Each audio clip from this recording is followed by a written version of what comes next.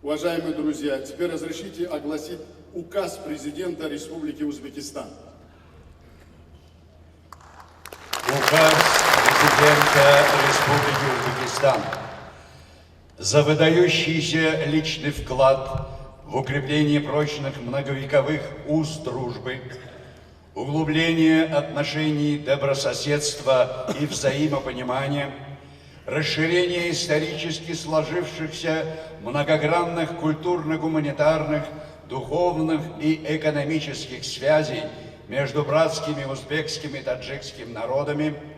за большие заслуги в развитии всестороннего плодотворного сотрудничества Узбекистана и Таджикистана во имя благополучия нынешнего и будущих поколений,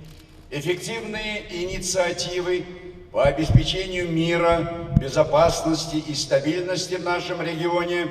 наградить президента Республики Таджикистан Эмомали Рахмона орденом Эль-Юрт Хурматы.